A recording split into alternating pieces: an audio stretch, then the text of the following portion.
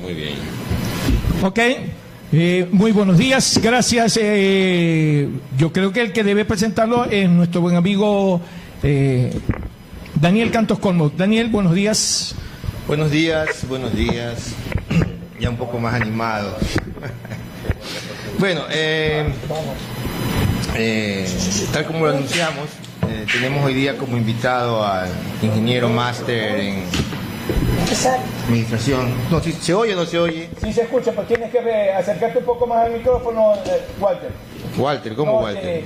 Daniel. Oiga, hable serio. Bueno, me parezco un poco. En todo caso, tenemos aquí con nosotros al ingeniero máster en Business Administration, Administración de Negocios, ex docente de la Universidad de Laica y la Universidad Católica en las materias de moneda y banca y mercados externos. Y actualmente empresario, Omar Martínez, el ingeniero Omar Martínez, con quien vamos a tratar de ver estas medidas un poco desde el punto de vista técnico y un poco desde el punto de vista político, ¿no? Tratando de que la mayor parte que nos ve entiendan esta disertación. Omar, bienvenido. Bueno, buenos días primero, Daniel, gracias por la invitación. Acá, por favor, el micrófono, porque no sabe. Espero que aquellos conceptos que tratemos aquí pues sean más que nada de orientación para la ciudadanía.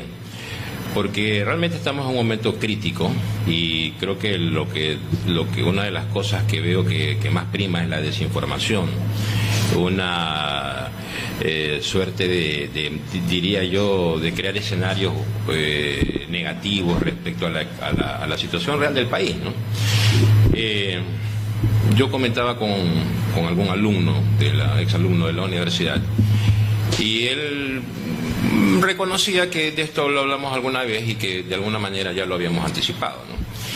Cuando se anunció que el país firmaba un convenio, una nueva carta de intención con el Fondo Monetario, yo advertí que realmente las recetas no son nuevas, son recetas repetitivas. Una y otra vez es lo mismo, porque no solamente en nuestro país, una y otra vez es lo mismo. Así es, revisamos los contenidos de todos estos documentos que son públicos. Cualquier ciudadano común puede buscar información en las redes sociales y va a encontrar los contenidos de las cartas de intención que ha firmado el país con el Fondo Monetario y se va a dar cuenta que los contenidos son exactamente los mismos. Entonces, si los contenidos son los mismos, nos llama a reflexionar, pues, si los contenidos se ajustan realmente a la situación o el escenario que está viviendo nuestro querido país. Entonces yo traía justamente en este momento, no sé si podemos ver en la cámara, no nos permite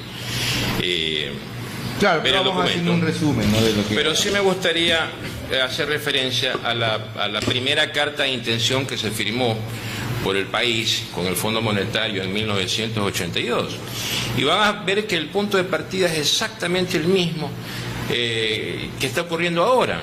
Fíjense que esta primera carta de 1982 la firma el economista Osvaldo Hurtado en un momento en que se iniciaba prácticamente la crisis de la deuda externa en el país, ¿sí?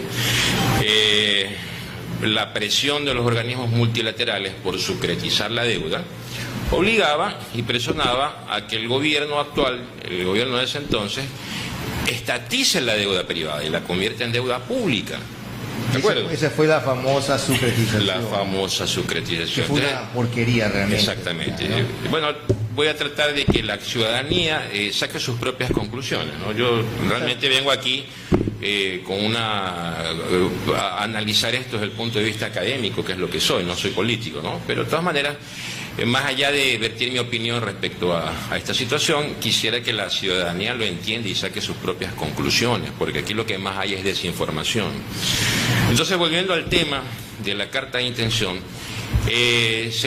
más o menos el costo que le costó al país fue cerca de 5.000 millones de dólares. Estoy hablando de 5.000 millones de dólares del año 82, que si lo traes a valor presente te vas a dar cuenta de la cantidad que representa. Hay que hacer un cálculo. Así es. Entonces, ¿qué es lo que pasa con esta carta de intención? La deuda privada se hace deuda pública. Le sucretizan la deuda a los verdaderos responsables de la deuda, se la sucretiza, le dan plazos preferenciales, tasas de interés por debajo de la inflación de aquel entonces, y prácticamente lo que hacen es licuar los valores adeudados, los licúan. ¿Por qué? Porque utilizan como herramienta nuestra propia moneda, y a partir de ahí comienza un programa de mini devaluaciones permanentes y sucesivas, que realmente lo que hicieron fue disolver los valores adeudados. Justamente deudas que vienen del sector privado, de la banca y de empresas privadas. O sea, para que nos entiendan mejor, lo que hicieron fue que la deuda de estos señores en dólares se las transformaron en sucres. Porque en esa época, cuando no teníamos, cuando teníamos nuestra moneda, acuérdense que habían estas devaluaciones. Entonces estos señores tenían que constantemente, para pagar sus obligaciones en el exterior, pagar en dólares. Pero aquí hubo la jugada maestra, y ¿sabes qué, señores? No se preocupen, ustedes no se preocupen, se han portado bien, no sé cómo, les vamos ahora, la deuda va a ser en sucres, a intereses preferenciales, con plazos preferenciales, y el Ecuador, o sea, todos nosotros, correcto, todos los ecuatorianos, nos encargamos de pagar sus deudas en dólares al exterior. O sea, socializaron las deudas de estos señores con todas las personas, empresarios, banqueros. Correcto. Entonces, esas son las cosas que no vemos, pero aprobamos estos paquetazos a la gente. Sí, bueno, entonces tomando como punta de partida esta situación, esta sucretización de la deuda, ahora, ¿con qué nos encontramos? Con que previa a la carta de intención, a la firma de la carta de intención, pues nuestro gobierno generoso resulta que perdona deudas tributarias, no solamente a los banqueros, sino también a los empresarios, por un monto de cerca de 4.200 millones de dólares. Y oh sorpresa, que la misma cantidad de dinero que está perdonando a los empresarios lo está contratando en créditos. Entonces, estamos hablando de una situación totalmente parecida, similar, diría que es la misma. Entonces, una vez más, deudas que debieron ser cobradas a quienes originaron la deuda, realmente se la perdona, viene un crédito con el Fondo Monetario y ahora nos están endosando la deuda de otros. Entonces, si nos damos cuenta, estas cartas de intención son nada más y nada menos que cócteles recesivos. Yo aquí traigo una reseña histórica de las principales cartas de intención firmadas por el país con el Fondo Monetario. Te voy a leer a breves rasgos las firmadas para que vean que son cócteles muy parecidos y se van a dar cuenta que esto ya está pasando. Por ejemplo, en la carta de intención firmada por el economista Osvaldo Hurtado, dice devaluación, perdón, esta fue la devaluación 254%, aumentos de precios de gasolina 100%, sucretización de la deuda privada. Hola. Oscar Lino, ¿cómo estás? Buenos días. Está Oscar Lino en la sintonía. Oscar, saludos desde Mallorca. Sí, buenos días, saludos de Mallorca para toda la gente que está ahí escuchando y viendo Un Café con la Tercera. Aquí, verdad, nos sentimos indignados desde acá, ver tanta injusticia, tanta corrupción, lo que está pasando en el país con este gobierno corrupto. Ya no se puede decir otra palabra, corrupto. No hay justicia, no hay nada, todo es corrupción en el país. Esa es la imagen que están dando estos políticos hacia afuera. Acá nosotros vivimos en España. Gracias. ¿Quieres hacerle una pregunta a nuestro invitado, por favor? Que yo al invitado le voy a decir que está bien lo que está diciendo, pero la verdad es que no tenemos líderes en el país. Faltan líderes que digan, aquí estoy, vamos a luchar por lo que es nuestro, por nuestra dignidad, por nuestra justicia, para que dejarle un buen futuro a nuestros hijos que están creciendo, que sean hombres de bien. Le hago una pregunta, Oscar. Usted es una persona que huyó debido a la crisis económica la vez pasada, ¿sí o no? ¿Cómo? ¿Usted huyó debido a la crisis de la década del 90? Sí, yo, mira, salí de mi país por esto mismo de la corrupción en el 2004 y quería volver a mi país, pero con esta injusticia, con esta corrupción que hay, mira, fui afectado, como ustedes saben, por la inmobiliaria Terraviene, y estos delincuentes no han tenido la dignidad de devolver la plata a todos los estafados. Esa es la indignación que siento. Con tanto esfuerzo uno acá recogiendo un dinero para ir a Ecuador y tener su propia casa, se nos ha hecho imposible porque no nos devuelven nuestra casa. Pero le digo una cosa, jamás se quedarán con el dinero de 1.200 familias estos delincuentes. Vamos a seguir luchando. Ya hay algunas personas que se han muerto con enfermedades, hay otros que tienen cáncer ahora mismo, pero vamos a seguir luchando, no nos vamos a rendir, vamos a seguir adelante, y eso lo saben ellos, que no somos cobardes. En este hay policías, hay militares que están estafados, y esa gente no se va a quedar con los brazos cruzados. Ahora estamos esperando a la justicia que llegue, eso es lo que estamos esperando, y si no llega la justicia ya verá lo que pasará. Pero bueno, no se van a quedar con el dinero de nosotros. Ok, Oscar, gracias por participar desde Mallorca, España. Discúlpeme, gracias a usted y era a ti, una persona como siempre, que yo siempre, cada día, cada sábado, digamos, estamos ahí escuchando Un Café con la Tercera. Gracias a ustedes nos informamos, porque la otra prensa corrupta venida, esa no informa nada de lo que está pasando en el país, pero por los medios alternativos sí, nos enteramos de lo que pasa en nuestra patria, que con dolor y pena sentimos mucho. Y ahora miren eso de la remesa, de todo el dinero que se dice que no hay circulante, pero es que nadie controla el dinero que sale. Ahí le mandé a dónde se va el dinero y qué control hay de esos gobernantes, malditos gobernantes que están en el país. Bueno, todo el dinero que se va a Colombia, okay, a Perú, México, Chile, Argentina, Panamá, Cuba, Bolivia, República Dominicana, Brasil, Guatemala, Costa Rica, Venezuela, Honduras, Paraguay. Tanto dinero que sale y no hay control. ¿Cómo va a haber circulante pero si no hay control? Okay. Si todo el dinero que uno manda desaparece. Gracias por compartir con nosotros. Tenemos nuestro invitado también acá. Discúlpame, Daniel, y disculpe nuestro invitado. No hay problema. Gracias, Oscar. Bendiciones por allá. Ok, gracias.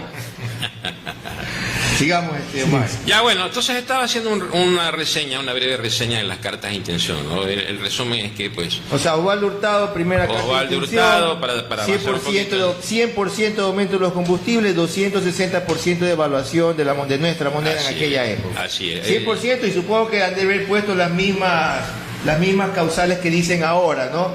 No, tenemos que liberar los combustibles porque el contrabando... O sea, hermano, es la misma historia...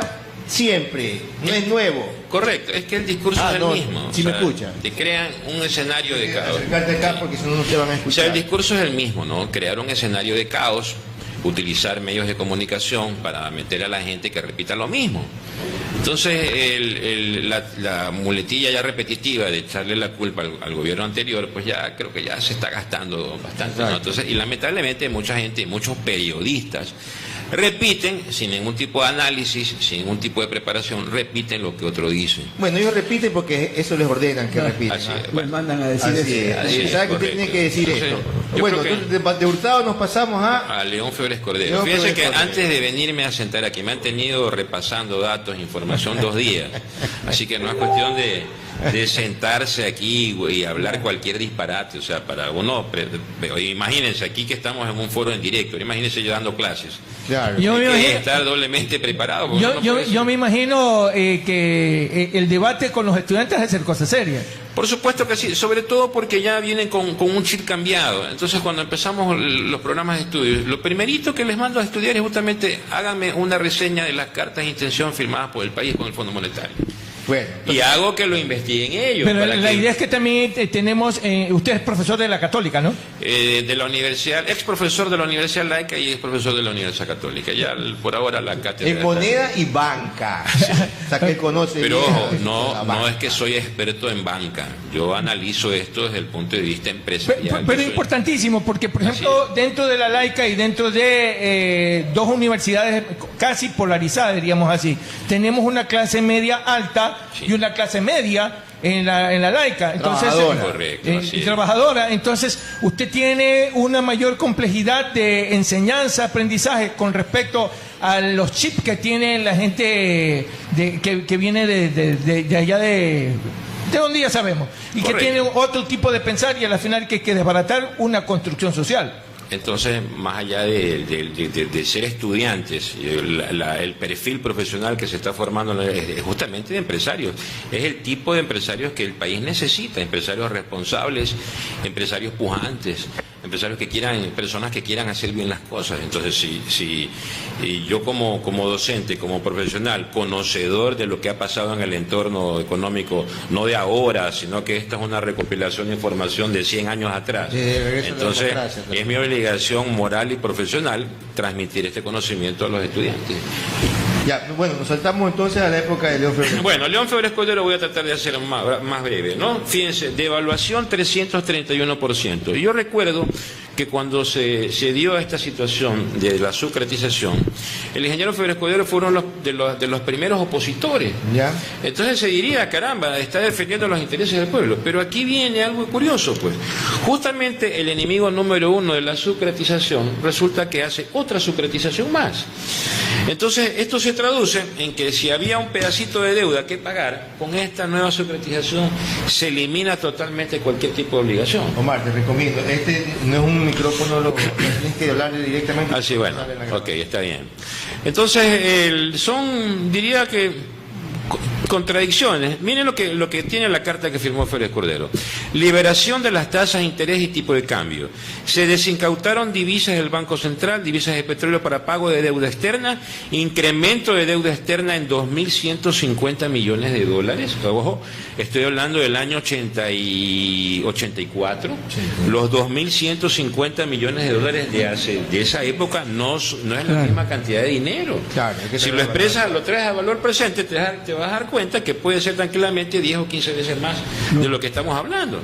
Entonces, ¿qué se hizo con tanto dinero? ¿A dónde fue a parar? Dime si el país se desarrolló en estas 2 décadas, realmente sí fueron 2 décadas perdidas. Entonces te voy a poner un ejemplo. En el año 82, y estas son cifras que las pueden buscar en el Banco Central, el PIB per cápita, que es uno de los indicadores que más o menos te habla de la realidad económica de un país, el PIB per cápita del Ecuador era de cerca de $1.600. Era muy similar al de Chile. ¿De acuerdo? Entonces resulta que cuando termina cuando entramos a la dolarización, resulta que el PIB per cápita de Ecuador se redujo a menos de $700. ¿Ya? Y el PIB per cápita chileno ya estaba en $6.500. Entonces te puedes dar cuenta que todos estos cócteles recesivos a donde llevaron al país fue exclusivamente la miseria. Porque si analizamos los índices de pobreza del año 99, resulta que el 75% de los ecuatorianos era pobre. Es decir, que 3 de cada 4 ecuatorianos son pobres. Y me consta, porque yo estaba también en esa lista, pues, de pobreza. Yo tenía una empresa que tuve que cerrar, también tuve que emigrar, también tuve que buscar la manera de reponernos de esa triste noche neoliberal que nos llevó al cambio de moneda, que ya voy a analizar en su momento, ¿no? Entonces, como introducción tomé justamente el punto de partida de la sucretización de la deuda, porque después vino algo peor, que fue el congelamiento de depósitos, feriado bancario. A ver, para resumir, con León Febres Cordero hubo una devaluación del 331%. 331% de devaluación de nuestra moneda. Perdón. Aumento de precio de la gasolina en 200%. 200% aumento de precio de la gasolina. Incremento de las tarifas eléctricas. Incremento de las tarifas eléctricas. Aumento del IVA. Aumento del IVA. ¿Pasamos de cuánto a cuánto? No lo dice, no lo dice. Creo que pasamos del 6 al 10%. Creo que aumento del 200% de la gasolina. Supongo que han de haber dicho lo mismo que han dicho ahora. No, es que es para combatir contrabando. No, que tenemos que poner a precios internacionales, liberamos las tasas. Ya voy y vamos a mejorar el tema de la deuda, ¿no? Ya van 2. Vamos a la tercera carta. Febres Cordero. Rodrigo Borja. Devaluación 260%. Y con la cifra que voy a dictar ahora, por favor, tomen asiento porque se van a ir de espalda. Aumento del precio de las gasolinas en 1.522%. 1.522%. De Rodrigo Borja. Así es, correcto. Aumento del 45% de las tarifas de energía. Se creó el impuesto a consumos especiales. Ojo, esta palabra modernización que la tenemos que analizar profundamente, porque vamos a ver hacia dónde llega, porque este mismo escenario de supuesta modernización no es nada más que privatización, y es donde se está creando un escenario de caos. Nos quieren meter la idea de que el Estado nada funciona y que está mejor en manos privadas para preparar los activos del Estado para que pasen a manos privadas. O sea, el escenario es exactamente el mismo. Y esas que son recetas del Fondo Monetario Internacional, así es. Y con ninguna de esas recetas el país mejoró, la gente pobre mejoró, ninguna. Ya vamos analizando 3 periodos. Y mira que he omitido algo importante, ¿no? La flexibilización laboral, que la están repite y repite y repite. Bueno, pues resulta que ya en las cartas de intención anteriores ya se habla de flexibilización laboral, correcto. Entonces, ¿no? Y vamos a ver de qué se trata, pues, ¿no? ¿Cuál es porque si ahora que estamos analizando las últimas cartas de intención, quisiera ver si tenemos algo de tiempo para analizar el país que se creó después del Eloy Alfaro. Tenemos 45 minutos. Caramba, creo que nos va a faltar tiempo y ya con esto ya me comprometes. No, la verdad es que estos temas, señores, estos temas de pronto pueden ser un poco aburridos, muy técnicos, pero es necesario conocerlos bien. Claro, es necesario conocerlos bien para después, con bases, ir a decir, ¿sabes qué? Esto no tiene que pasar más. ¿Y por qué razón? Es que hay una gran verdad. El que no conoce la historia está condenado a repetir. Solo repiten los memes que ven por ahí. Exactamente. O repiten lo que dicen los titulares de los diarios, o repiten lo que dicen los titulares de las cámaras de comercio, las cámaras de industria, etcétera. Y lamentablemente, pues el pueblo no tiene memoria. Entonces yo viví el feriado bancario, yo viví esa época de convulsión que pasó el país. Yo vi la securitización, caramba, no la entendía en ese momento porque era adolescente, pero después vi el feriado bancario. Oye, yo me acuerdo que yo estaba en la universidad en economía y tenían cierto contacto, no tenían cierto contacto, trabajaba directamente con León Roldós en aquella época, y yo como estudiante de economía se iban a organizar unas conferencias, y yo lo invité al abogado León Roldós a que venga a nuestra universidad a dar una conferencia, y él aceptó y estuvo haciendo una conferencia, y casualmente yo en ese día me puse inclusive en el público, no me puse en la mesa directiva. Entonces yo le hice una pregunta, que qué tan necesario para el país había sido la famosa securitización, porque él estaba dentro del gobierno. Bueno, León Roldós en esa época justificó esto como que era lo mejor para salvar al país. Después, una vez que analizamos, nos damos cuenta que lo que salvaron fueron a los empresarios, a los banqueros. Es como que le preguntaras al autor de la ley del 1% a la circulación de capitales, ¿cuál era la razón de ser? Y ustedes ya saben quién fue, ¿no? Por supuesto. Anótele un puntito más aquí, súbale un punto, por favor. Porque realmente, si tú le preguntas, analizamos ya desde una perspectiva histórica, bueno, ¿qué necesidad tenía el país de una ley de esas, pues? Porque se crea esta ley en un momento en que la banca necesitaba fortalecerse, que necesitaba más que la gente confíe en la banca. Entonces, crear un impuesto que te castiga los depósitos y luego los retiros, está obligando a la gente a guardar la plata bajo el colchón. En un escenario donde ya la confianza... Guardando bajo el colchón los que no tenemos los grandes capitales, porque los que tienen los grandes capitales, dinero sobre para... Sobre todo si tienes colchón todavía, ¿no? Entonces no se entiende, ¿no? Hay cosas, esas situaciones medias extrañas que no las alcanzas a entender. ¿Por qué se crea la AGD con fondos públicos? ¿Para qué? Para decir a los bancos, ¿sabes qué quieren? Y justamente se crea la AGD y se aprueba esta ley del 1%, y al día siguiente Filambanco entrega sus activos. Al día siguiente. Entonces te das cuenta que si analizas... Oye, ¿sabes qué es lo que me da risa de todo este problema económico, pongámoslo entre comillas? Es que ya me olvidé. Prohibido, bueno, iba a repetir esa muletilla, pero eso después me van a decir, correísta también es borrego y todo eso, y realmente... Usted tocó un punto muy importante, ¿cuál es?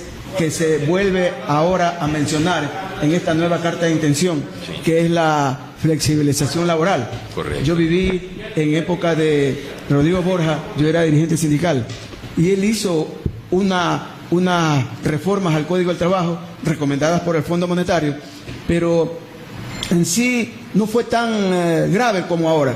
Ahora se habla de cosas más profundas, y entonces creo yo que es necesario que se analice esta situación que va a ocurrir, porque ya está el proyecto enviado a la Asamblea. Bueno, realmente no son cosas más profundas, son cosas hasta ilegales.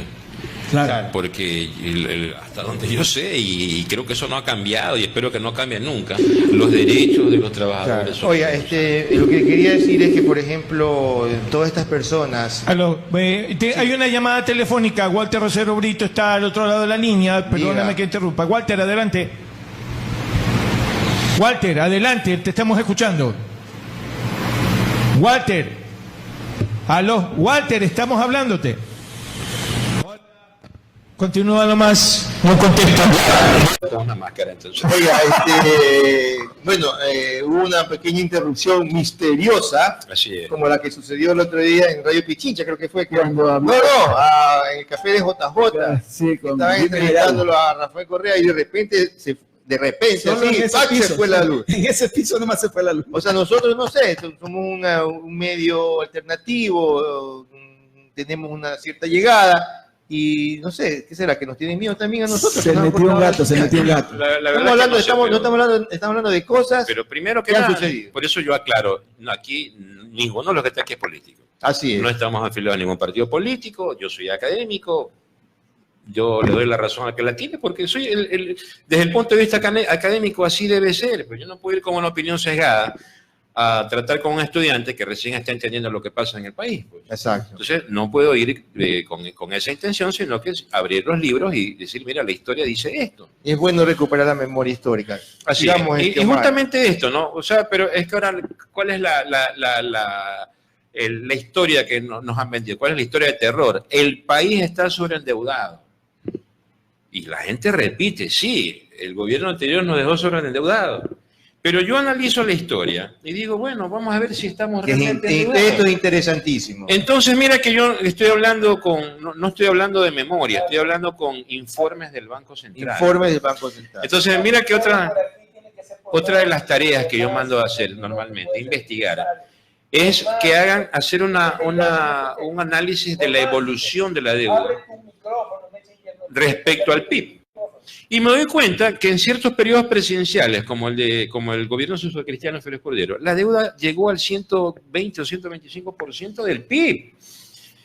Quiere decir que el país cayó en una situación de insolvencia. Así es. Insolvente quiere decir que no solamente lo que yo gano, sino lo que yo tengo no alcanza para cubrir mis deudas. Entonces el país, no es la única situación.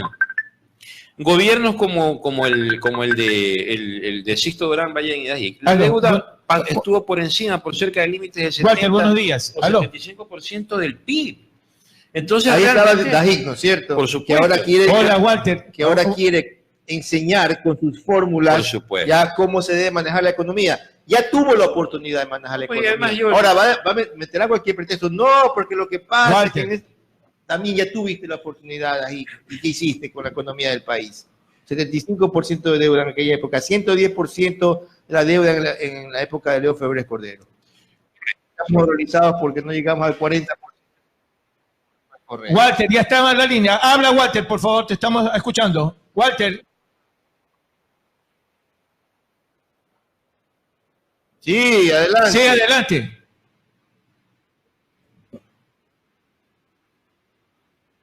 Muchas gracias.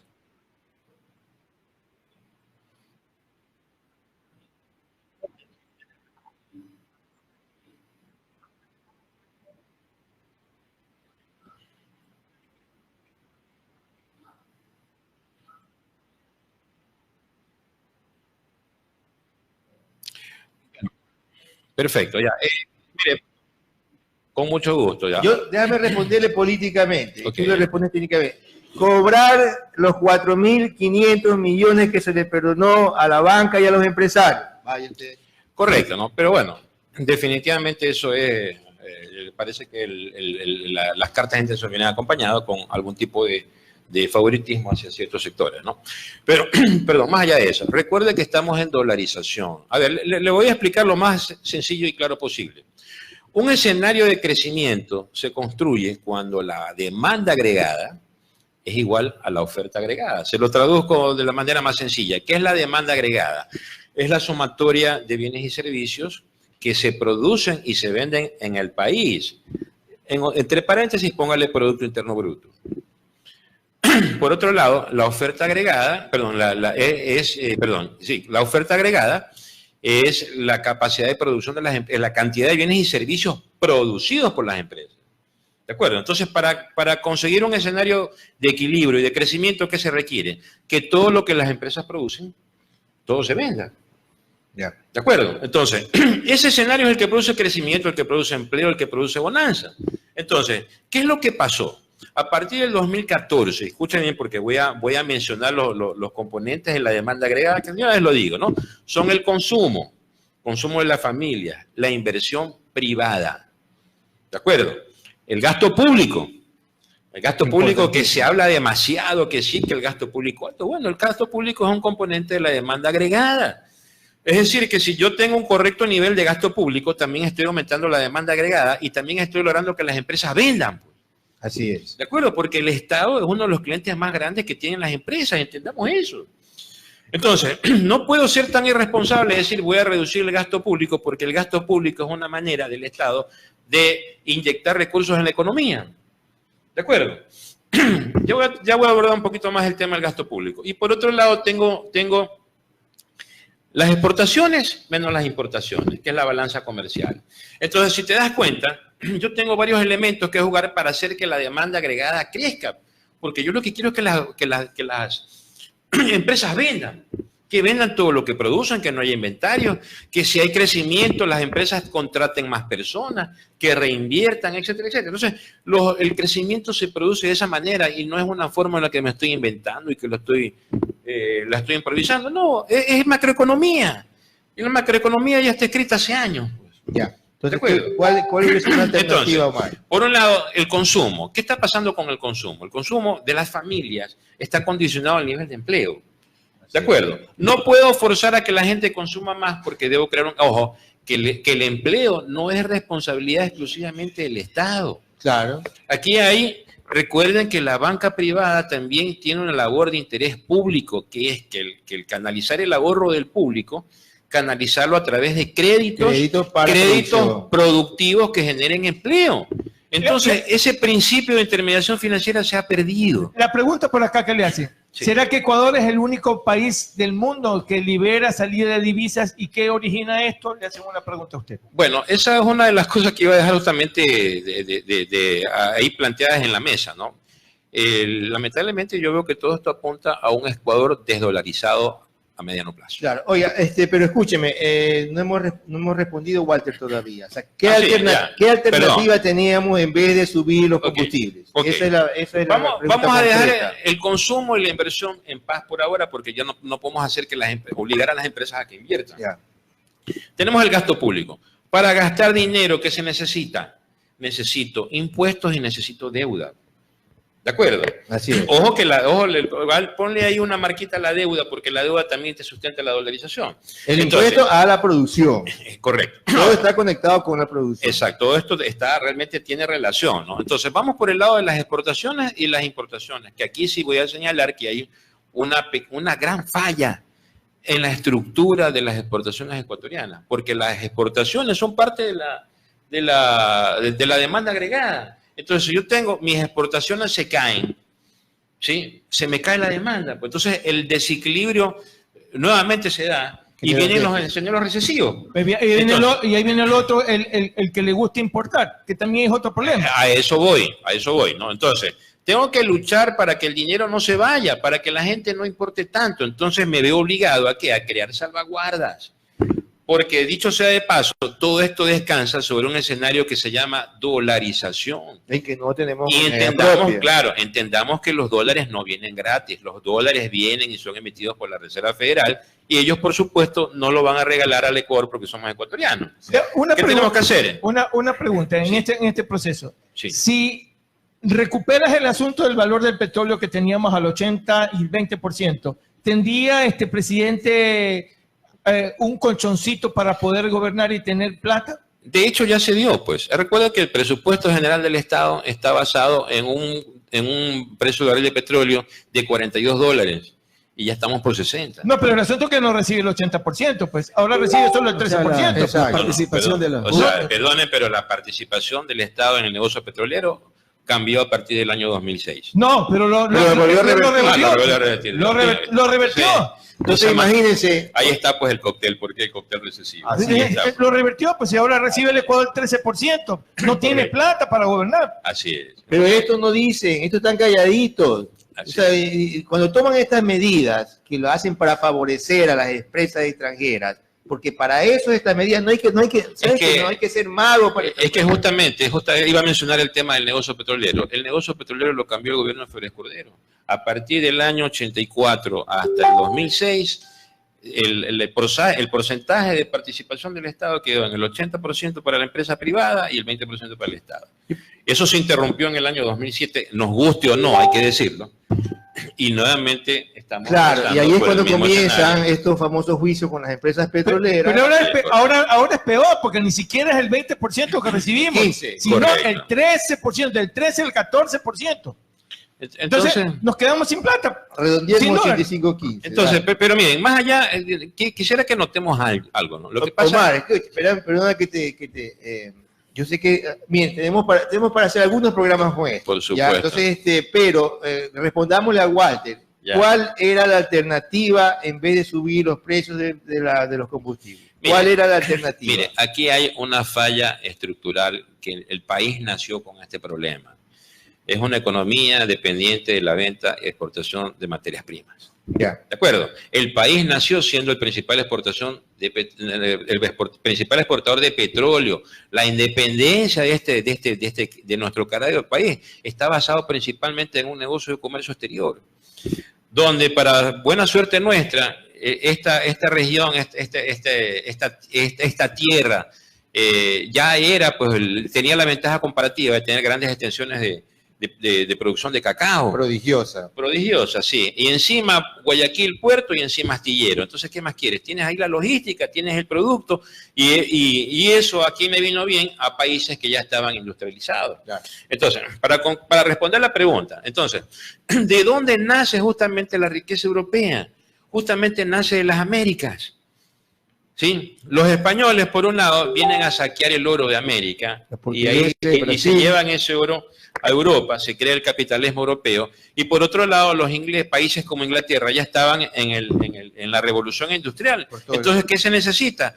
Necesitan proveedores de materia prima, y ahí apareció esta región, esta hermosa región que ahora se llama Ecuador, y se arma los principales móviles de la independencia. Los centros de abastecimiento para las grandes potencias. Entonces, ¿cómo cambia la vida de estas grandes? Y también voy a tocar el tema de Estados Unidos porque es inevitable. Es que es inevitable. Porque es inevitable. Entonces, escúchame, eso lo dejamos para otro programa porque lo vamos a invitar a otro programa. Esta parte. Miren, y esto no me lo invento, esto profesores que saben de economía te lo va a decir. Por cada dólar de cacao ecuatoriano, del mejor cacao del mundo, se elabora $100 del mejor chocolate del mundo. Entonces, si ves que hay una diferencia entre el dólar que entra en forma de materia prima y los $100 que salen con... Entonces, los famosos términos de intercambio. Los $99, ¿dónde se quedan? Pues? Afuera. Se quedan afuera, pues. Capitaliza eso por 200 años. Claro. Y te vas a dar cuenta porque hay dinero por allá y porque no hay dinero acá. Porque eso, una economía basada en la exportación de materias primas, es una economía que como la nuestra. Claro, pero bueno,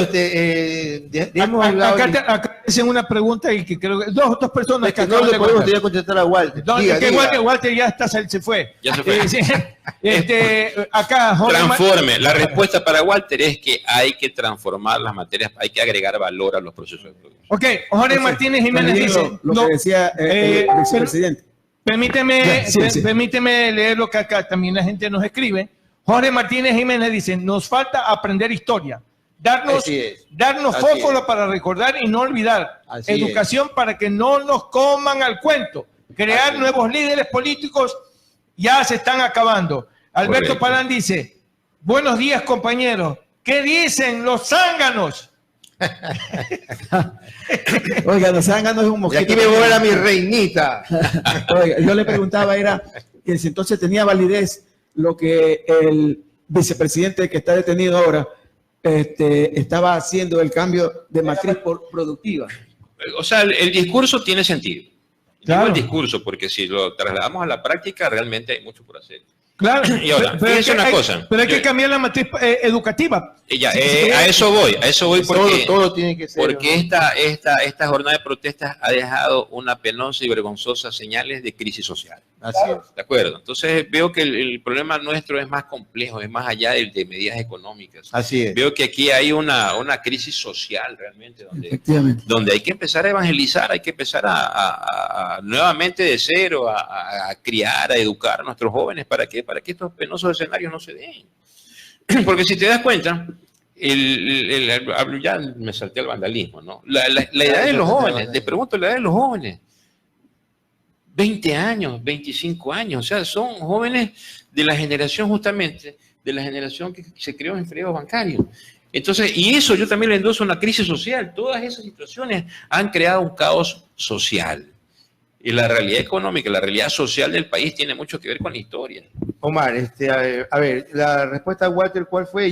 Mi respuesta fue, ¿sabes qué? Si hubiéramos cobrado, porque con este asunto de los combustibles, en teoría el país se va a ahorrar 1.500 millones. De acuerdo. Entonces, si tú le perdonas 4.500 millones a la banca y a los empresarios, le perdonas 4.500 millones de dólares a gente que tiene dinero afuera. Y que se lo ha llevado ¿Ya? también estos días. Pero entonces tú le subes los precios de los combustibles para poder recuperar 1.500, o sea que tenías ahí para 3 años. Después de 3 años podías aplicar esta política. Es que no tiene cómo pagar los décimos este fin de año. Sí, pero es que justamente no son soluciones de largo plazo. Una solución de largo plazo. Yo le digo otra cosa. A ver, yo leí un famoso... Es que esto es importante. El problema es que esto es importante. Yo ayer lo escuché a Nebot. Yo no soy fanático de Nebot para nada. Es más, yo estoy en contra de las muchas cosas que dijo. Pero dijo ayer muchas cosas sensatas y también ratificando lo que había dicho Cintia el día anterior, que se tradujo, ella lo tradujo políticamente de una forma. Van a subir los pasajes. Esta medida quiere decir que van a subir los pasajes. Ábrete cielo. Ayer firmaron los transportistas con el gobierno subida de pasajes automáticamente. Y ya por ahí salieron los matemáticos, por ahí salió el matemático Illingworth haciendo unas ecuaciones, no, pero hacía un análisis, no, pero si yo le subo a la gasolina tanto, el camión va a consumir tanto de aquí a allá, entonces a la papa, a la cebolla no hay que más que subirle. Oiga, la realidad es otra. Claro. Ya le voy a decir cuál es la realidad a mí. Ya le voy a decir cuál es la realidad porque la tenía aquí lista. Entonces, estos famosos cálculos que se hacen, que son, realmente son bien hechos, no estoy diciendo que están mal hechos, así debería de ser, pero la realidad es otra. La realidad es otra. Caramba, que cada vez que busco algo se desaparece. Dile ahí, a ver, show de Maritere. Maritere. Oiga, a ver, entonces, visto que ya sabemos a cuánto va a subir el pasaje, a 40 centavos, vamos a hacer un pequeño calculito, así como los que hicieron estos matemáticos. Este es un cálculo que hice así rápidamente ayer en la noche, ¿no? Pero es para hacerle entender a estas personas que dicen, no, pero si solamente es el aumento. O sea, yo he escuchado una cantidad de gente justificando esta liberación de los combustibles, diciendo que la misma cantaleta, que es para luchar contra el contrabando, que es para luchar, la misma cantaleta que ya utilizaron en el gobierno de Hurtado, en el gobierno de León, en el gobierno de Rodrigo, exactamente lo mismo, y no sirvió para nada, porque igual sirvió el contrabando, igual sirvió todo. Bueno, 394 es el sueldo. Ayer. Ya. Si usted le quita el aporte al IES, le quedan $357. El INEC considera que una familia, tipo de 4 personas, ese ingreso lo multiplican por 1.6. Correcto. ¿Ya? Entonces quiere decir que una familia tiene un ingreso de 571,20. 571,20 ingreso líquido. Y la canasta vacía. Si dividido para 30 días, quiere decir que diario esa familia tiene para disponer $19 al día para comer, para moverse, para todo. $19 al día. Es importante saber esto porque la gente habla... O sea, la gente habla desde la comodidad y no se pone a analizar estas cuestiones. Daniel, y si tienes un contrato provisional, te mete en la mano el 20%. Mire, peor todavía, así es. Ya, entonces mire, no, ayer me dijeron, ¿sabe lo que me dijo un amigo? Que se busquen trabajo en otro lado. O sea, Claro, esas son las soluciones, ¿no? Que se busque trabajo en otro lado. Bueno, el pasaje costaba 30 centavos, ¿no? Estos son datos que ayer mencionó Nebot y los he querido utilizar, ¿no? Dice, 30 centavos, dice, por 2 buses para llegar a mi destino como promedio. Esto es un promedio. Coge 2 buses para llegar a su destino y coge de regreso, ¿no? Y por 4. Eso me sale que esa familia se gasta 4.80 al día. Por 22 días laborables se gasta 105,60. Se gastaba $105, que equivale al 18% de su ingreso. Ahora, ¿qué pasó con este aumentito? ¿Ya? Este aumentito que no afecta, vamos a ver qué pasó. Entonces, el pasaje ajustado a 40 centavos, quiere decir que esa familia se va a gastar ahora $141, que equivale al 25% de su ingreso. La cuarta parte del ingreso de esa familia se va en pagar transporte. Ahora, ese ingreso, ese aumento del transporte son $36. Si esta familia gana y dispone de $19 diarios, quiere decir que prácticamente son 2 días de ingresos el aumento de esto. O sea, esos 2 días, esa familia cuenta con 0 para comer, cuenta con 0 para pagar sus otras cosas. A los matemáticos que hicieron todos estos cálculos, les ofrezco este cálculo un poco más sencillo, ya sabiendo la realidad. Esto solamente de transporte, ¿ah? Y no sabemos cuánto van a subir los bienes, no sabemos, ya la canasta familiar está en 680 fuera de transporte, 680 contra 571. Ya estamos fuera de la canasta. Sigamos, Tomás. Oh, sí, gracias por el análisis, ¿no? Pero yo lo que traduzco y mi comentario respecto a esto es que estamos desapareciendo, estas medidas van a desaparecer la clase media. Así es. Tal cual como se produjo en las 2 décadas perdidas. Oye, estábamos en la época de Rodrigo Borja ya, ¿no? Sí, pero me salté, no llegué a la... Entonces sería bueno retomar. Aquí, mira, aquí esto es súper informado. Retomamos cuando es el tema, entonces... Quería seguir un orden, pero aquí veo que nos escapamos. No, pero igual estamos siguiendo porque no estamos siguiendo un libreto, ¿no? Estamos hablando... Así es. Aquí no somos rígidos. Y el tema aquí realmente... queremos que nos entiendan lo que estamos diciendo. Así es. Entonces estamos en el gobierno de Borja, que hubo una devaluación. Me voy a pasar un ratito. Dale. Mira que yo dije hace un rato que la responsabilidad de la creación de empleos no es solamente del Estado. Así es. Porque existe el sector financiero. El sector financiero tiene una única y exclusiva misión que no es que la digo yo porque así tiene que ser. No, es un objetivo fundamental que inclusive se ratificó en muchos acuerdos internacionales. Y es justamente que los bancos tienen que dedicarse exclusivamente a la intermediación financiera. ¿En qué consiste la intermediación financiera? Se lo voy a explicar para los que nos escuchan. En que la misión del banco es captar depósitos y colocar créditos. Créditos principalmente destinados a las actividades productivas que generen empleo. La misión de la banca no es cobrarnos por servicios. Por supuesto que aquí ahí no han cobrado la actividad la famosa GEA. ¿Cuántos millones que ha cobrado sin decirnos nada? Correcto, esos débitos fantasmas que parecen. Pero ahí nadie dice nada, ahí está bien, todo el mundo no, por supuesto, es que aparentemente son cantidades irrisorias, pero si tú miras por la cantidad de cuenta ahorrista o cuenta correntista, te vas a dar cuenta que es una fortuna. Así es. Entonces, eso es como pagarle a Movistar, pagarle por cobrar, o sea, te cobra por pagar. Te cobran por pagar. Te cobran por pagar. Más o menos. Sí, porque tú vas a Movistar, ahora te cobran el 70%. O sea, ya ganas por el servicio, pero aparte ahora, tú le pagas y él te cobra porque tú le estás pagando. Por haberle pagado. Y si no le pagas, te cobran más. Terrible. Solo en el país de Ripley sucede eso. Tú vas y pagas es un país de los abusos realmente. Entonces, si te das cuenta que una de los principales conflictos es que los unos no quieren ser regulados. Es una lucha constante y permanente porque el Estado no regule ninguna actividad. Y ese es el país de antes. Un Estado que no intervenga en nada, que deje trabajar, que no cobre impuestos, que sea totalmente pasivo, que no defienda los intereses de los trabajadores, que no haya seguros. Ese es el país de antes. Oye, Omar, eso ya sucedió pues en los Estados Unidos en el año 29. ¿Y qué pasó? A ver, lo del año 29 es una crisis que disculpen, el Estados Unidos comió tierra. ¿Qué pasó?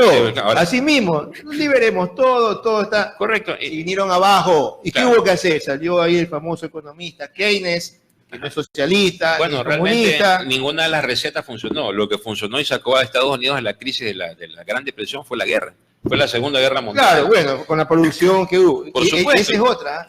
Al final todas estas crisis terminan siempre en eso. Correcto. O sea, realmente las guerras son un arma estratégica para mover industrias. Así es. Pues si te das cuenta, muchas guerras a veces no son ni ideológicas. Entonces te preguntas, vamos a tocar esa crisis mundial desatada por el ataque a las Torres Gemelas. Fueron a buscar a Afganistán, a Irak, a buscar armas químicas y nunca las encontraron. Nunca encontraron nada. Pero sin embargo, ¿cuáles son las actividades de pseudocontratistas en estos territorios? Entonces es muy similar a lo que ya pasó en la Segunda Guerra Mundial. Claro. Fíjate que Estados Unidos, después de la Segunda Guerra Mundial, impone un convenio que Ecuador lo firmó, Bretton Woods. Exacto. Bretton Woods crea, ojo, el Fondo Monetario, el Banco Mundial y crea lo equivalente a la organización. Fíjate, por eso te digo la ingeniería que hace este Estado. Oiga, y era respaldado por oro. Correcto. Sí. Después... El oro desapareció y fíjate, la Reserva Federal emite dinero y nadie se mete en la Reserva Federal. Ya, no lo compliquemos más a nuestros oyentes. Vámonos, regresemos a la parte de aquí. Vamos a la intervención financiera. Vamos a la medida nueva. Okay. ¿Qué pasó? Tú tocaste el tema de la crisis de 1929 en Estados Unidos, perfecto. Viene Bretton Woods. Entre otras cosas, resulta que Estados Unidos, con todos el saldo favorable de la guerra, se queda con las reservas más altas de petróleo del mundo. ¿De dónde salió ese petróleo? ¿De dónde salieron las reservas de oro más grandes del mundo? Obviamente, fueron parte de la guerra, pues, ¿no? Así como los nazis andaban en busca de tesoros, los que pelearon la guerra también. Pues. Así es. ¿De acuerdo? Entonces, el balance favorable después de la Segunda Guerra Mundial le permite a Estados Unidos imponer el orden económico mundial, donde se establece un tipo de cambio fijo, donde el dólar equivale, una onza de oro equivale a $35. El dólar se posiciona a nivel mundial como la divisa universal para los negocios. Yeah. Europa destruida, muchas economías como la ecuatoriana destruidas porque sus principales clientes estaban en Europa. Entonces Estados Unidos pone ese orden económico mundial, firma en Bretton Woods. Ahora, en Bretton Woods hay una cláusula puntual que dice, obviamente ya después de haber pasado la experiencia de la crisis de 1939, impone como regla principal los sistemas financieros, es decir, los bancos, su única y exclusiva misión es la intermediación financiera. Yeah. Es decir, captar depósitos y colocar créditos. Esa es la misión de la banca. Captar y colocar créditos. Estoy hablando de 1944. Ya, país ganador de la Segunda Guerra Mundial, había pasado por una terrible crisis económica y fíjate que hace hincapié en esta disposición. ¿Y la realidad actual cuál es? Vamos al feriado bancario, que eso voy. Entonces, en 1994, Ecuador, muy sabrosos, muy chéveres, nuestros economistas dicen, no, vamos a dejar a un lado esa ley caduca y ese principio impuesto en Bretton Woods de que el banco solamente es banco. Y introducen el famoso concepto de banca múltiple. ¿En qué consiste? Un concepto moderno que nos vendieron la idea de que ese concepto iba a hacer que el país crezca, que haya trabajo, que haya una situación de bienestar, ¿no? ¿Y en qué consiste? Pues el concepto de banca múltiple. Resulta que el banco ya deja de ser banco y se dedica al comercio, se dedica, ojo, a abrir empresas de seguros, a manejar a tener casas de cambio, ojo, a las famosas bancas offshore, a comprar medios de comunicación, revistas y a invertir en la agroindustria. ¿Pero con qué dinero? No es dinero del banco. Lo hace con el ahorro del público, con el ahorro, ojo, el dinero de la gente. Esta ley le permite y le faculta a la banca de que pueda ser utilizado. Y más grave que eso, es que te puedes prestar el dinero entre ellos. Oiga, ¿y a quién cree? Los hermanos Isaías. Sí. Isaías, los hermanos Ortega también. Oiga, ¿a quién creen que les prestaban los banqueros para estas empresas? A ellos mismos. Se los prestaban ellos mismos. Esto es lo que origina la deuda. ¿Y sabes lo que pasaba? Porque tú ibas a prestar el dinero, presentabas el proyecto, miraban el proyecto, le daban viabilidad interna, le negaban el crédito, se quedaban en el proyecto. ¡Qué viveza criolla, Dios mío lindo! Por eso es que después se le puso nuevamente la limitación a los banqueros que se dediquen solo a su negocio. Entonces, Pero ahí la gente, ¡no! Que cuando Una vez más. Cuando los sistemas Porque financieros no hay se memoria. apartan de su Así misión es. principal, vienen los Oiga, escenarios de crisis. había un banquero, Carlos Julio Miranda, y eso me cuesta porque amigos tenían almacén de materiales eléctricos, porque yo también llegué a tener un almacencito de materiales eléctricos. Le hicieron un préstamo este amigo a... Yo también era empresario. Entonces. Sí, le hizo un préstamo al banco de la SOAI, que ese era el banco de él. Entonces, le hizo el préstamo y dice que todos, muy acercados a Carlos Julio Miranda, miraba todos los días las cuentas productivas, o sea, las que rendían ingresos. Y decía, aquí este negocio también, ponle un negocio igualito al lado. Correcto. Qué imbéciles, ¿no? Sí, Qué desgracia. Entonces, pero lo grave de todo es que eso es con el ahorro de la gente, pues. Así Es con el ahorro, ¿entiendes? O sea, le estoy permitiendo a los llamados a custodiar y proteger el ahorro del público a que comiencen a jugar, a improvisar Arriesgar. con el dinero de la gente, pues. Entonces, ¿qué es lo que ocurre? Digo yo que yo no sé si la justicia divina llega, ¿no? Que el festín empieza en 1994, ¿no? Se vive una aparentemente sensación de bienestar y prosperidad porque había dinero para todo, ¿no? Entonces, ¿qué ocurre? Que en el año 98 viene, ojo que el dinero, ¿dónde está? El ahorro de la gente está. Fíjate dónde está, ¿no? Ya te dije, en actividades agroindustriales principalmente, ¿no? Entonces, viene el fenómeno del niño. Se cae todo. Se cae todo, pues. El fenómeno del niño y la mancha blanca, que es más grave. Y encima, el precio del petróleo cae a menos de $6. Parece que también los dos más grandes inversores, que eran también los hermanos Isaías y también Fidelegas, estaban metidos en oro. Por supuesto. Porque también... Señores, estaban metidos en todo. Pero imagínate, en oro, luego se trasladaron a oro porque tenían minas también, y no solo se dedicaban a comprar, sino que tenían compañías mineras. Así es. Claro que algo de eso se quedaron, pues, ¿no? No es que todo lo perdieron, ¿no? Lo que perdieron fue el ahorro de la gente. Ahora, ellos no perdieron nada. No, por supuesto que no. Ellos no perdieron, eso que van a ellos, sí. como fortunas personales, las incrementaron. No perdieron $1. Pero mira algo, digo yo, me impresiona, ¿no? Que la gente viendo eso estaba desinformada totalmente porque los medios de comunicación no cumplieron con su misión de analizar de manera Pero es que los medios de comunicación, los dueños eran ellos mismos. por Ellos supuesto, manejaban. la famosa banca múltiple les facultó a comprar los medios. Entonces la opinión pública estaba sesgada. Entonces, fíjate que yo todavía tengo en mi imagen, esto lo vi, no me lo contaron, lo viví. Cierra el Banco del Progreso. No es que lo cierra él mismo porque ya no podía aguantarla. El señor Aspiazo.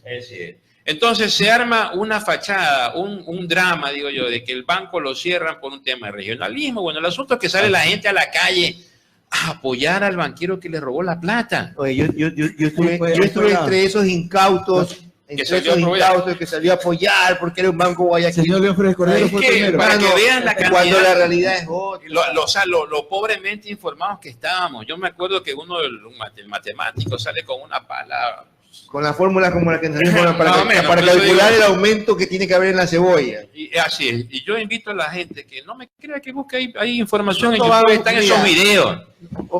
Vean lo que hacen. No van a buscar nada porque no les interesa nada de esta cuestión. Vean, hay videos donde... Yo tengo unos amigos por ahí, ojalá que me estén viendo. No van a buscar nada porque no les interesa. No les interesa recordar, ese es el tema. Entonces yo vi eso, a mí me afectó esta situación, porque también después de todo esto, también quedé en ese 75% de pobres. Así es, entonces vi como mucha gente se fue, vi el drama familiar de familias que se dividen, que los padres se van, se separan y los hijos quedan aquí con sus abuelos y sus tíos. Oiga, Entonces, trayendo nuevamente a lo que ha pasado estos días, ¿no? O sea, yo lo que digo, hemos visto todas estas cuestiones, hemos visto cómo se socializan, ahí sí está linda la palabra socialista. Correcto. ¿No? Se socializan las pérdidas de estos banqueros, de estos empresarios, que sus fortunas personales no se han mermado ni $1, ¿ya? Pero porque, apoyan. ¿Qué pasó? Faltan 5, díganos nomás que faltan 5. Me dijiste que era un café con la tercera y hasta ahora no veo el café y ya vamos a la hora del almuerzo. Ahí al lado tuyo está uno de la tercera. ya no viene. Oiga, ahora le vamos a llamar al programa La Invasión de los Pelados. Mente lúcida, mente lúcida. Oiga, bueno, ¿sabe qué? Chuta, créame que este es un tema porque usted habla de una cosa y La le sale verdad otra por ahí. es que hay tanto que hablar, ¿no? Esto es para poder hacer entender por qué estas cuestiones son negativas. ¿Por qué estas cuestiones que toman una y otra vez, que nos las venden como la solución, no funcionan? Por ahí he escuchado una entrevista de un libertario que hacían con Virgilio Hernández, que me la pasaron como gran cosa, pero no se escucha la réplica de Hernández. Es que no lo dejan, está editado. Solo se escucha Está lo de él. editado. Y no es que estoy defendiendo Pero lo primero que yo pensé cuando pero no vi lo esto, dejan escuchar. así es, señor, oiga, pero estas cosas que usted está hablando, ya las aplicaron, pues. Y las aplicaron aquí abajito nomás, en Argentina. Tuvo Macri para hacer lo que le dio la gana, liberó, subió. ¿Y cómo quedó ese país? Es que no estamos viendo los resultados. Correcto. O sea, hay que ser ya necio para seguir repitiendo una misma... ¿Cómo? Hay un famoso dicho, no me acuerdo de qué, de esos pensadores, que dicen que si no quieres que nada pase, no hagas nada. No hagas nada, sí. O sea, si quieres cambiar algo, tienes que hacer algo diferente a lo que haces siempre. Pero si vuelvas a repetir lo mismo, los resultados van a ser exactamente los mismos. De aquí a un año, 2 años, vamos a estar nuevamente con el mismo problema. ¿Y quién paga los muertos? El pueblo, así es. No, y fíjate que algo se quedó ahí en la mesa, ¿no? Falta el 3% del IVA que se va, porque va. Va el 3% del IVA, va a eso va a subir, ir, eso va a ser lo que lo hayan postergado para que no haya tanta convulsión. va a venir una flexibilización laboral. Eso más está, lean, los dura invito todavía. a que lean, escuchen bien, los invito a que lean la carta de intención con el FMI, la de este año salió publicada en el mes de marzo, todavía falta el aumento del IVA, todavía falta, hay una palabra que dice liberalización del capital, es algo así, que tiene que ver exclusivamente con la balanza de pagos, y la balanza de pagos es el corazón de la dolarización. Así es. ¿De acuerdo? ¿Qué es lo que alimenta la dolarización? Lo que la sostiene son las exportaciones. Como la estructura de nuestras exportaciones está basada más que nada en la exportación de petróleo. Pero se perdió porque ya ni siquiera va, porque te recibimos el 13%. A eso voy. Entonces, lo que creo que sustenta la dolarización nos está fallando. ¿De acuerdo? ¿Qué más sustenta? No hay dólares. La deuda. Entonces, Oiga, ¿cuántos dólares hay afuera? tengo un número que el año pasado salieron, con el ISD, salieron 21 mil millones de dólares. En un año. Con ISD. Ahora Con imagínate. impuesto a las divisas salieron 21 mil millones de Ahora dólares. imagínate si lo quita. Oiga, ¿y sabe qué es lo chistoso de todo? Que esta gente propone como una de las fórmulas mágicas, hay que traer la inversión extranjera. No sean tan cínicos, y el dinero de ustedes se lo están llevando afuera. Y aparte de eso que... O sea, y están pidiendo a otro que traiga el dinero al país. Traigan el mismo dinero de ustedes que lo hacen aquí. Correcto. No se lo lleven para afuera. Eso se lo llevaron por INA, se lo llevan. Es un cinismo terrible. Y además entiendan que la inversión extranjera hay que manejarla con pinza. Así Porque una es. primero trae y después saca y después saca. Algo sabe Argentina, vayan pregúntenle a Argentina. Correcto, algo sabe sí. Colombia, vayan pregúntenle a Colombia.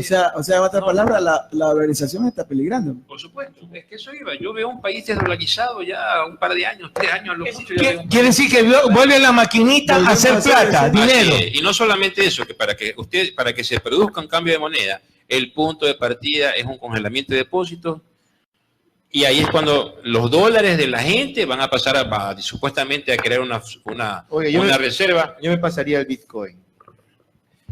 Bueno, es la tendencia mundial. Al Bitcoin o a los yuanes. Y ya vamos a entrar a un tema de O moneda. a los rublos. No, ya vamos porque a por allá va mira, también la ese cosa. tema de moneda, No, pero ya de está. dinero es... Ya va a circular el Lenin.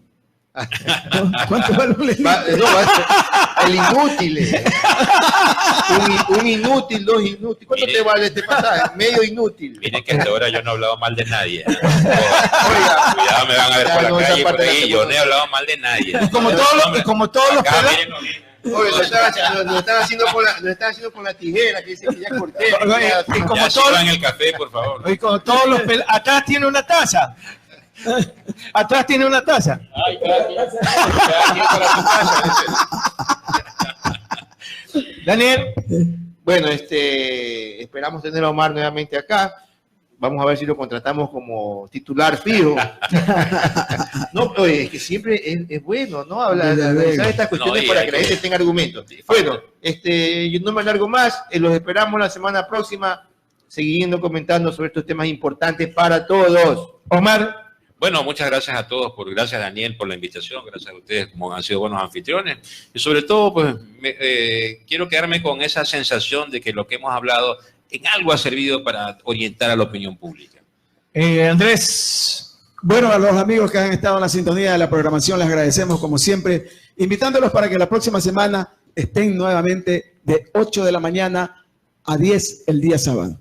Bueno, agradecerle a los televidentes y radioescucha por un programa Un Café con la Tercera. Teníamos el segmento deportivo, pero en el próximo sábado estaremos en el aire hablando sobre el tema de actualidad deportiva. Bueno, damos gracias a Dios por habernos permitido compartir esta mañana lo que realmente está viviendo en nuestra patria. Somos ecuatorianos, lamentablemente estamos entrincherados con situaciones que nos ponen en las paradojas y en las contradicciones, y que nuestras Fuerzas Armadas se convierten en cómplices, en cierta forma, por las situaciones sociales que se están dando y reprimen al pueblo. Creo que entre ecuatorianos debemos unirnos y hacer un esfuerzo para cambiar este tipo de situaciones. ¿Quién paga los muertos?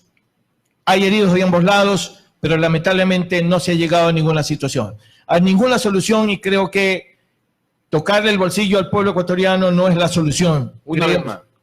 Yo creo que no es la solución. Nos vemos hasta la próxima en Un Café con la Tercera. ¡Hasta pronto! Y vamos a cambiar un café con los pelados.